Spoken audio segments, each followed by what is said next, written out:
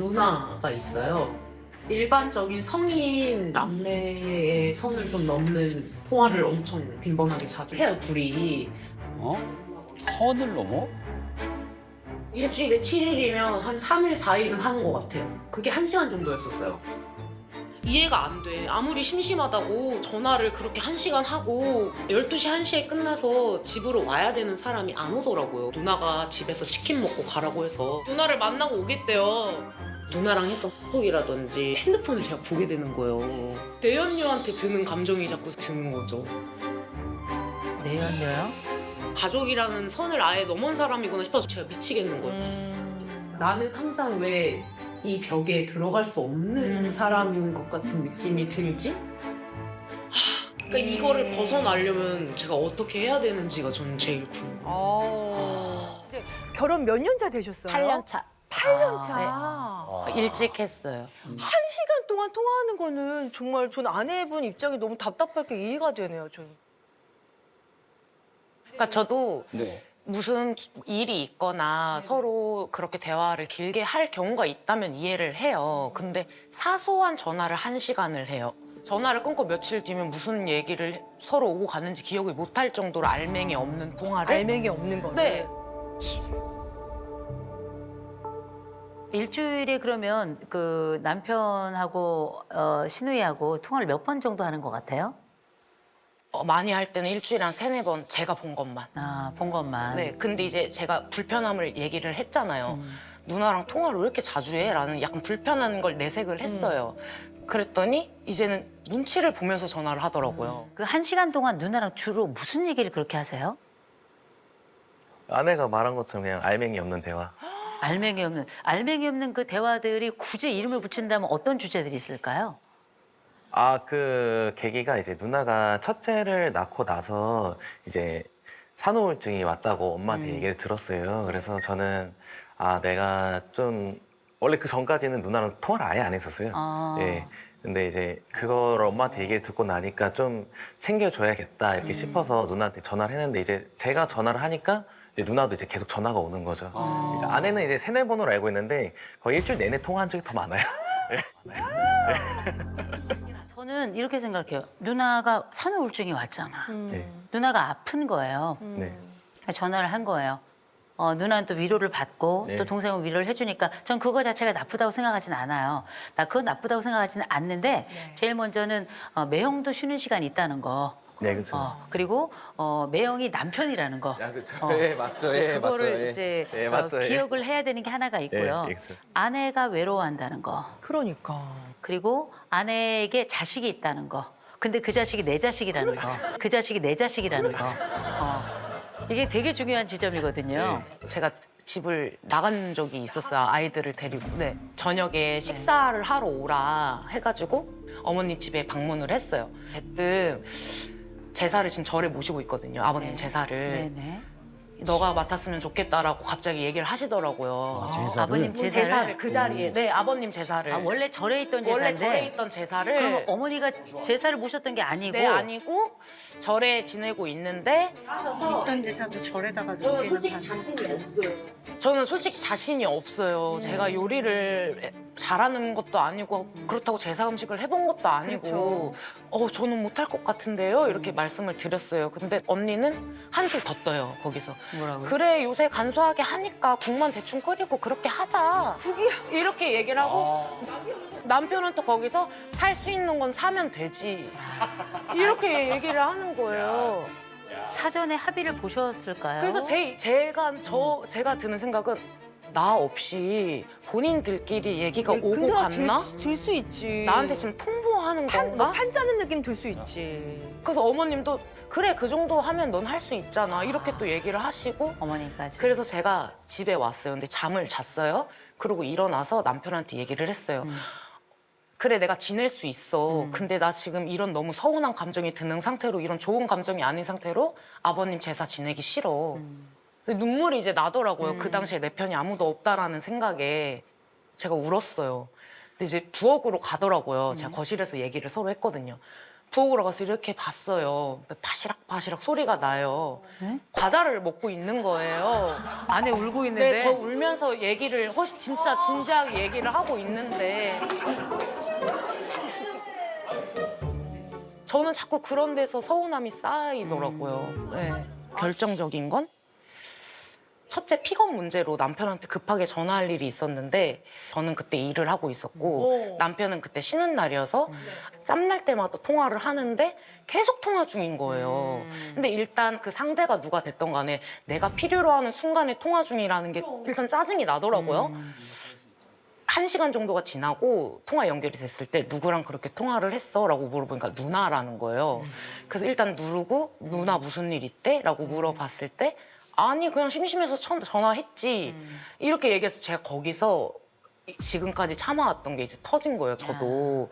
그래서 남편한테 나 이제 누나 못 만나겠어. 도저히 난 이제 안 만나고 싶어. 나 그만 만나고 싶어. 나만 자꾸 마음이 안 좋아져서 나 이거 안 되겠어라고 얘기를 했어요.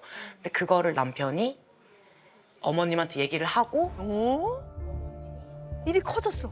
어머님이 언니한테 얘기를 하고 언니가 자기 남편한테 얘기를 해서 그 남편이 저한테 정말 깜짝 놀랄 정도로 이렇게 톡이 왔어요. 언니의 남편. 네, 매형이. 매형이. 네, 아주버님. 네네. 네. 또 뭐라고 왔는데?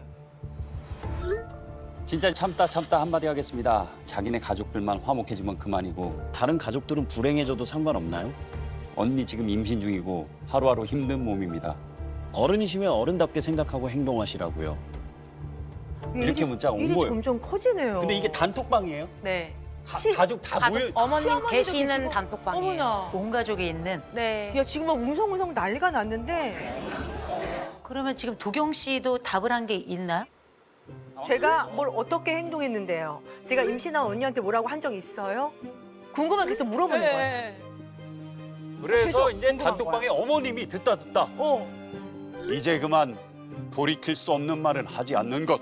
근데 어머니 한마디로 입장에서도 정리를 하세요. 이 네. 집이 분란이 있으니까 너무 속상하시지. 남편분의 얘기는 하나도 학교 안에 아, 저 회사에서 일하고 있어가지고 아 실례지만 무슨 일을 하시고 계세요? 저 버스 운전하거든요. 그래서 아 그럼 이거 하면 못 보잖아. 예, 하면서 제가 할 수가 없으니까 이제 방치를 할 수밖에 없는 상황이었죠.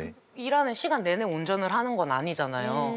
그 한 바퀴를 돌고 들어오면 쉬는 시간 핸드폰 볼 시간이 있어요. 확인을 했어요. 아무런 말도 없었고 침묵이었어요. 근데 그 당시에는 이미 이만큼 다 쌓여 있어서 제가 어떻게 깨야 될지도 모르는 그런 상황이었어가지고 예. 저라면 내 매형이 그렇게 말을 하면 매형 우리 지금 다 감정이 격해져 있으니까 만나서 얘기를 합시다라든지 도경이가 얘기한 게 아니라 제가 그런 거예요라든지 어떠한 해명이라든지 이런 게 그러니까. 있었어야 되는데 저는 성격이 되게 밝은 사람이거든요. 네네네네. 에너지도 되게 많고 근데 그때 우울증이 딱 오더라고요. 아, 그래서 우울증까지? 네. 서운한 감정이 생기지. 잠을 못 자는 거예요. 자꾸 꿈에 그게 나와요. 꿈에. 네. 가족이 둘러싸서 편하게 말씀하세요. 진짜. 근데 이건 진짜 너무 상처지. 남편도 같이 저를 막 몰아세우는 따시키는 막 네. 이런. 눈을 뜨면 5분이 지나 있고 또 눈 감았다 뜨면 10분이 지나 있고 이거를 한두 달 그렇게 생활을 했어요. 그랬구나. TV 예능을 틀어놔도 눈물이 막 나고 그렇게 지내서 제가 남편한테 이혼하자고 어머. 못 살겠다고 나 너무 불쌍하다고 부부 사이에 신우이가 들어와 있는 것 같단 말이에요. 부부 침대에 신우이가 들어와 있어요.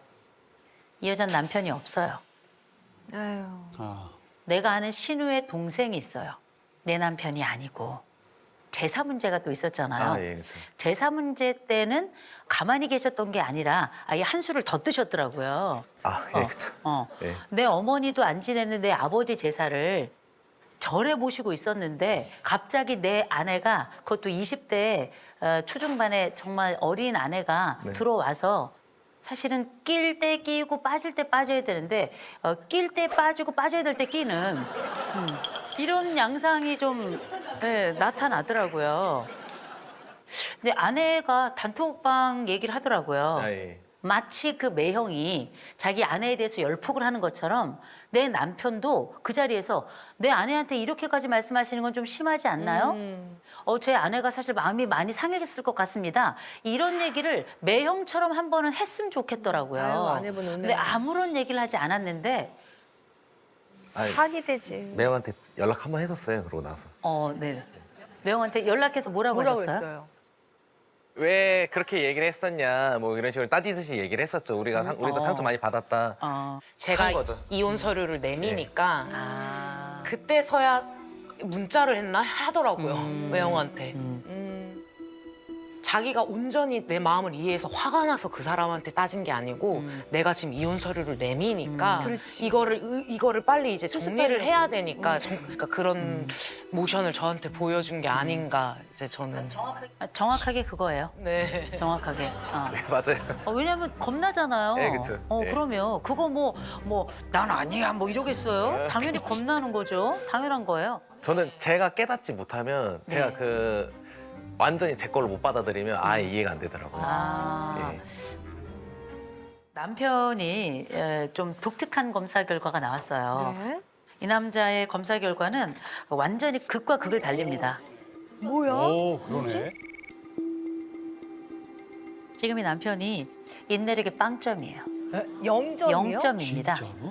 인내력이 0점이라서 사실은 어떤 문제가 딱 있죠. 바로바로 해결되지 않으면 이 부분은 나는 아예 참지를 못해요. 워낙에 참을성이 없는 사람인데 자율성도 0점입니다. 자율성이 0점이라서 얘기 뭐냐면 의존이 100이란 뜻이에요. 의존이 100. 그래서 어쩌면 우리가 한 가족이 되지 않았을 땐 이 여자에게 전적으로 나를 맡긴 남자예요. 다른 말로 하자면 내가 사랑하는 사람에게 나는 모든 걸 주는 사람이에요. 모든 걸. 문제는 그 사랑이 누구냐예요.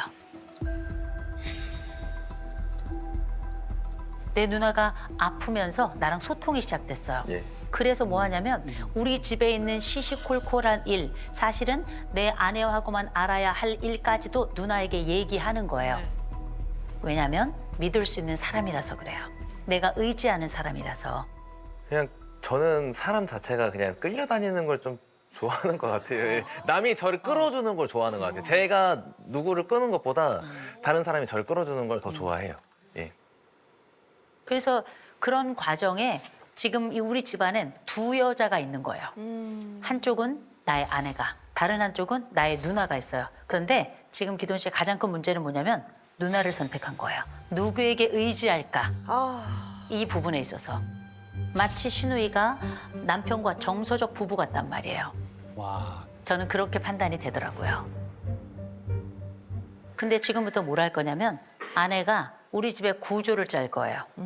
우린 이렇게 갈 거야. 결정하시면 저는 100% 동의하실 거라고 생각해요. 그리고 그 동의를 치료 차원에서라도 한동안 함께 해주셨으면 좋겠어요. 좋다.